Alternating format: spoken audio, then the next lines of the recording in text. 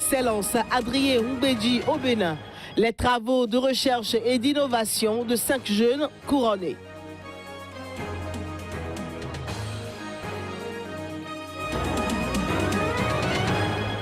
Au Japon, Shinzo Abe renforce l'arsenal de défense nationale. Le Premier ministre s'est prononcé ce lundi à Tokyo.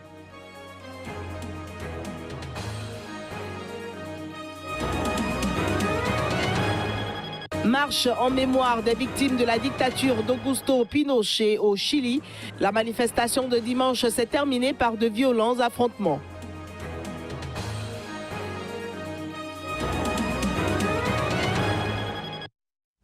Bonjour à toutes et à tous et bienvenue dans ce nouveau journal sur Sika. Lequel journal nous démarrons par des nouvelles du Togo. La session extraordinaire du Parlement togolais qui se réunit mardi prochain, c'est-à-dire demain, n'abordera pas l'avant-projet de loi portant sur les réformes. Il sera plutôt question de statuer sur le budget de l'Assemblée nationale et d'autres points. C'est dire que le projet du gouvernement n'est pas encore sur la table des députés. Le représentant spécial du secrétariat général des Nations Unies, Ibn Chambas, a pourtant souhaité vendredi, peu avant son départ de Lomé, que cette session extraordinaire soit prolongée pour discuter du projet des réformes. Ce journal se poursuit, nous restons donc au Togo. Il faut instaurer une limite du nombre de mandats présidentiels dans la constitution au Togo. Et il s'agit d'un appel lancé par l'ancien président nigérien Olusegun Obasanjo au président togolais Faure Gnassingbé. Cet appel intervient après une série de massives manifestations anti-pouvoir au Togo la semaine dernière. L'ancien président nigérien Olusegun Obasanjo a appelé le président togolais Faure Gnassingbé à instaurer une limite du nombre de mandats présidentiels dans la Constitution. Cet appel intervient à la suite d'une série de massives manifestations anti-pouvoir au Togo durant la semaine écoulée. L'ancien président nigérian, qui a esquivé les questions au sujet d'une éventuelle démission du président togolais, s'est toutefois demandé si Faure Gnassingbé avait encore quelque chose à apporter au Togo. Mercredi et jeudi dernier, les Togolais ont manifesté massivement à Lomé et dans une moindre mesure en province à l'appel d'une coalition de 14 partis d'opposition pour réclamer des réformes et le départ du président Faure Gnassingbé au pouvoir depuis 12 ans après avoir succédé à son père. Ces rassemblements d'une ampleur inédite selon plusieurs observateurs ont été notamment rendus possibles par l'alliance de l'opposition qui a longtemps échoué à parler d'une seule voix. Mais avant les manifestations, le gouvernement avait joué l'apaisement en annonçant des réformes constitutionnelles concernant la limitation des mandats et le mode de scrutin. Le Parlement togolais pourrait donc se réunir sur la question mardi lors d'une session extraordinaire. Alassane Ouattara renonce à la présidence du Rassemblement des Républicains, RDR. C'est Henriette Dagri Diabaté, une des figures du mouvement qui a été désignée présidente du RDR en son lieu et place. En effet, lors de ce 3e congrès qui s'est achevé dimanche 10 septembre et auquel Guillaume Soro n'a pas participé, Alassane Ouattara a insisté sur l'alliance avec le PDCI d'Henri Konan Bédié en vue de l'élection présidentielle qui arrive. Eh bien, le président Ouattara, devenu président d'honneur du parti lors de son discours de clôture, a égrené les nominations de nouveaux cadres du parti. Direction le Niger à présent, l'autorité du bassin du fleuve Niger a mis en garde samedi contre les risques de graves inondations au Bénin et au Nigeria. Les deux pays sont traversés par ce cours d'eau qui connaît actuellement une crue en territoire nigérien. L'autorité du bassin du fleuve du Niger est passée de l'alerte orange à l'alerte rouge. Elle craint que les crues favorisées par les fortes pluies qui s'abattent depuis juillet sur le Niger et le Mali entraînent un risque d'inondation au Bénin et au Nigeria. Plusieurs villages sur les rives du fleuve abritant des milliers de personnes ont été évacués cette semaine dans la région de Dosso, dans le sud-ouest du Niger, proche du Bénin et du Nigeria. Les crues ont déjà fait 44 morts, dont 17 à Niamey, et plus de 80 000 sinistrés dans tout le Niger. Le ministre nigérien en charge de la gestion des catastrophes a prévenu que la crue menace les villages insulaires et plusieurs quartiers de Niamey. L'autorité a par ailleurs annoncé un plan d'évacuation des résidents des zones affectées et un renforcement des digues de protection. Épidémie de choléra au Nigeria. 21 personnes sont en effet décédées dans le nord-est du pays, selon un communiqué du ministère de la Santé de l'État du Borno, ce qui revoit à la hausse un bilan initial de 14 morts. Au Nigeria, samedi, le ministère avait fait état de 14 décès dus au choléra à Maïdougouri, la capitale du Borno. La plupart des victimes se trouvant dans un camp de déplacés ayant fui les violences du groupe islamiste Boko Haram. Le nombre total de cas suspectés de choléra passe désormais à 375 à Maïdougouri, épicentre de l'insurrection djihadiste. Gouvernement et ONG ont multiplié les mesures d'assainissement et de sensibilisation pour empêcher la propagation de l'épidémie qui a atteint la ville de Dikwa, à 60 km de Maïdougouri, où 5 cas ont déjà été enregistrés. Beaucoup de cas ont été vérifiés et jusqu'à présent, 3 sont confirmés. Mais il y aura plus de cas, je suis sûr. Avec le choléra, même si c'est un seul cas, c'est une épidémie. C'est pourquoi nous n'avons pas baissé les bras. Nous avons établi ces centres de traitement et tous les partenaires étaient ensemble, en veillant à ce que la semaine prochaine, nous devrions avoir contrôlé le problème.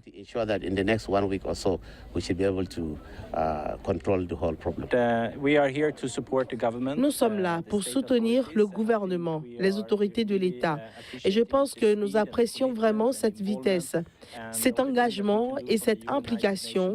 Et la seule chose que nous pouvons faire du côté des Nations Unies est vraiment à travers les partenaires, l'UNICEF et l'OMS et d'autres, pour soutenir vraiment l'honorable commissaire de la santé et tout son personnel pour s'assurer que cette réponse sera aussi efficace que possible. L'insurrection a fait au total plus de 20 000 morts et 2 600 000 de déplacés, dont beaucoup s'entassent dans des camps, victimes d'insécurité alimentaire et de maladies comme le paludisme. Ils sont nombreux, les jeunes béninois pétris de talent et de potentiel qui sont dans l'ombre.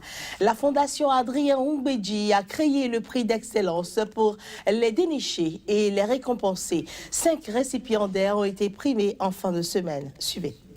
Nouvelles technologies, rédaction de projets poignants, énergie renouvelable, les domaines de performance ou pilules de jeunes béninois sont divers. Pourtant, malgré tout leur potentiel et talent, ils sont inconnus, car ne jouissant d'aucune stratégie de promotion. La Fondation Adrien Humbedji en décide autrement. Une des tâches que s'est assignée notre fondation est justement d'encourager des processus d'appropriation créative par la jeunesse béninoise des technologies et applications numériques par l'attribution de prix, de distinctions, de récompenses, de bourses d'excellence, de voyages d'études, de stages, etc. Le premier projet dont l'annonce a été faite ce jour-là est celui des vacances numériques. La première composante s'adresse aux enfants de 8 à 14 ans et vise le codage pour tous. L'initiation du codage avec le logiciel Scratch, qui permet aux enfants d'apprendre en s'amusant. La deuxième composante s'adresse aux plus grands, 15 à 35 ans, qui ont travaillé sans interruption pendant 2 jours, au cours desquels ils ont réalisé en équipe un objectif commun, celui de concevoir un prototype d'application. Chers enfants, le grand jour tant désiré est arrivé. Vous allez recevoir la juste récompense de vos travaux. Vous allez continuer à travailler, à chercher l'excellence, pour devenir des maillons importants permettant de faire du Bénin l'économie numérique la plus dynamique d'Afrique. Le processus de sélection a été rude, l'abondance et la qualité des postulants étant avérées. À notre grande surprise, vu l'engouement qu'a suscité cette bourse d'excellence Adrien Humbedji pour le numérique, et vu la qualité des différents dossiers reçus, le président de la Fondation a décidé plutôt que d'octroyer 2 bourses d'excellence, mais plutôt d'en octroyer 5. La deuxième édition se prépare déjà pour l'année prochaine avec de nouvelles découvertes pour le développement du Bénin. Intensification de la menace nord-coréenne dans l'archipel. Le Premier ministre japonais Shinzo Abe s'est prononcé ce lundi à Tokyo pour un renforcement des moyens de défense du pays. Alors que le Conseil de sécurité des Nations Unies tient ses assises ce lundi sur de nouvelles sanctions plus sévères envers Pyongyang, le chef du gouvernement du Japon s'est exprimé devant des gradés des forces d'autodéfense pour dire l'armée japonaise. L'autorité a demandé à son ministre de la Défense de préparer un projet de stratégie de défense à moyen terme. Pendant longtemps, notre politique de défense consistait principalement à ne pas s'opposer de front aux menaces existantes. Mais aujourd'hui, alors que les conditions de sécurité autour de notre pays empirent, nous nous devons de faire front face à la réalité que nous avons sous les yeux. Personne d'autre ne vous défendra si vous n'avez pas vous-même la volonté de vous défendre. Il est nécessaire de réfléchir à ce à quoi devront ressembler nos capacités de défense à l'avenir et de se demander aujourd'hui si elles sont toujours adéquates ou non à notre époque. Le Premier ministre est connu pour être depuis longtemps le chantre d'une extension des moyens et prérogatives militaires de l'archipel.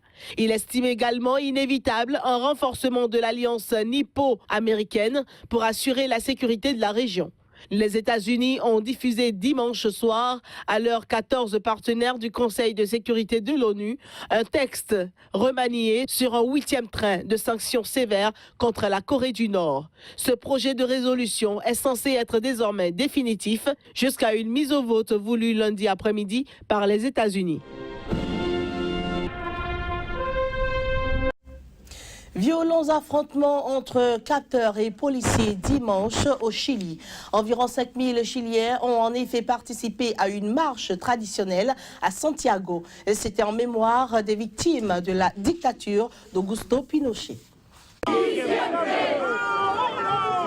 La marche qui s'est tenue dimanche à Santiago, au Chili, a été prévue par des organisations de défense des droits de l'homme et des proches de détenus et disparus pendant le régime militaire. De coutume, elle se déroule chaque année le 11 septembre. Car il y a 44 ans, Pinochet a mené le coup d'État qui marque le début de sa dictature et qui a renversé le président socialiste Salvador Allende. Quelques 3200 morts et disparus et environ 38 000 torturés ont été enregistrés pendant la dictature sanglante de Pinochet, selon les chiffres officiels.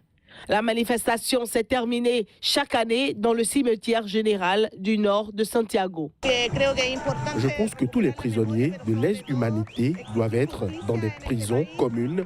Il n'y a pas de raison que certains aient plus de privilèges que d'autres. Et ils en ont déjà trop avec les pensions qu'ils reçoivent. Ce sont des assassins qui reçoivent de grands bénéfices avec l'argent de l'État. Je crois qu'il est important de retrouver la mémoire, mais surtout d'exiger la justice dans ce pays qui a gardé le silence face à l'injustice et sur le destin de nos proches disparus. Je pense qu'il y a ici une obligation politique et qu'il doit y avoir une volonté politique de la part de l'État chilien de faire avancer la lutte contre l'impunité. Et cela signifie notamment non seulement la fermeture de la prison de Punta Peuco pour les coupables d'atteinte aux droits de l'homme, mais aussi de mettre fin aux privilèges pour les génocidaires et d'avancer vers la vérité et la justice.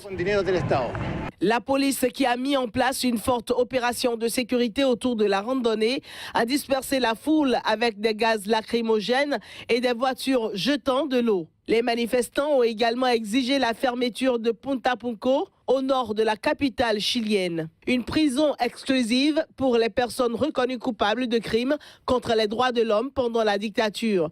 La présidente Michelle Bachelet a annoncé que Punta Peuco sera fermée et ses détenus seront transférés dans une prison commune avant la fin de son mandat en mars 2018.